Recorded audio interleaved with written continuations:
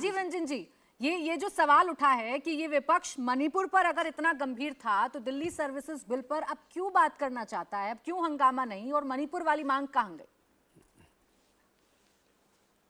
देखिए प्राची जी, कांग्रेस के प्रवक्ता ने अपनी तरह से इस पूरे प्रकरण पर स्टैंड सामने रख दिया।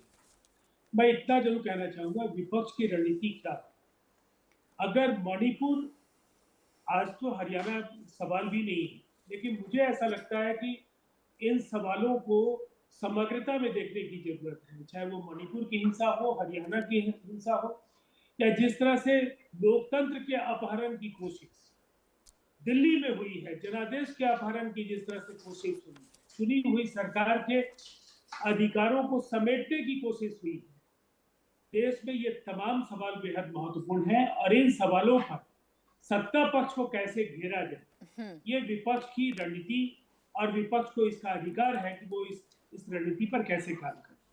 लेकिन मैं एक बात जरूर कहना चाहूंगा, प्रधानमंत्री जी बातें केवल करते हैं, थोड़ा तो कम से कम कुछ चीजें उन्हें जरूर स्मरण कर लेना चाहिए।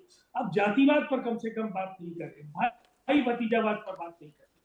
मुझे लगता है भ्रष्टाचार, परिवारवाद, जातिवाद, इन सवालों को लेकर प्रधानमंत्री जी का खुद का ट्रैक रिकॉर्ड और उनकी पार्टी और उनके अलायंस इतना दागदार ट्रैक रिकॉर्ड है कि शायद वो जब बोलते हैं उन्हें ये भी पता नहीं होता है कि उनकी पार्टी या उनकी ओर से किसी सबसे बड़े भ्रष्टाचार का आरोप जिस पर वो लगा रहे हैं महाराष्ट्र में, वो 4 दिनों के अंदर उनके दल में वो नेता शामिल हो जाएगा और पूरा कुनबा शामिल होगा, जिसमें सब पर बड़े बड़े आर्थिक अपराध के मामले।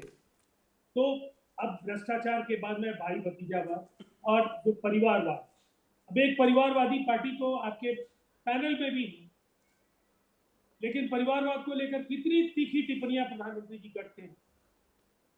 तो मुझे तो लगता है कि इस सवाल पर मैं किसी को एम्बैरेस नहीं करना चाहता हूं। मैं नहीं चाहता हूं कि आरएलएसपी नहीं, एलजेपी को ये बात बुरी लगे, लेकिन चाहे जीतन राम मांझी हो या अजीत पवार हो या चिराग पासवान, नहीं, ये आपने सवाल उठाया है कि परिवारवाद पर दोहरा मापदंड क्यों। मैं इसका जवाब ले लेती हूँ अरविंद वाजपेयी जी से। आपने एक लाइन बोली, आपने कहा सत्ता पक्ष को घेरने की रणनीति विपक्ष की होती है संसद के अंदर। तो क्या अभी तक ये सब कुछ राजनीति का पार्ट था?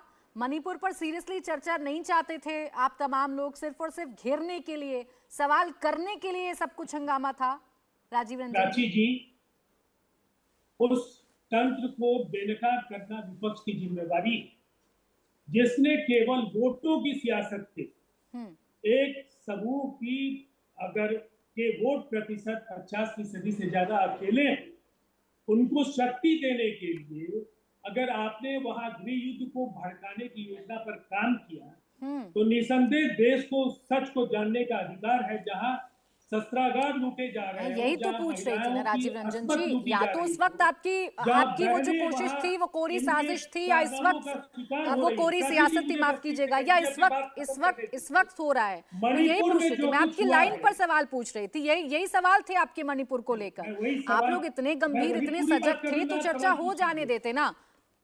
तो मैं तो वही कह रहा हूँ, प्रधानमंत्री जी क्यों नहीं बोलेंगे? प्रधानमंत्री जी तो आप ये मांग क्यों छोड़ दी आपने प्रधानमंत्री जी वाली? अब रुक जाइए सर, आपने प्रधानमंत्री वाली मांग छोड़ दी ना, आप दिल्ली सर्विस बिल पर बात कर रहे हैं ना, अब तो हंगामा नहीं हो रहा। रोज सर 11 बजे जब खबरों की शुरुआत हम करते थे, रोज 10 मिनट में, 5 मिनट में लोकसभा राज्यसभा स्थगित होती थी, लेकिन अब दिल्ली सर्विस बिल पर आप लोग चर्चा कर रहे हैं ना। अब रुक जाइए अरविंद वाजपेयी जी।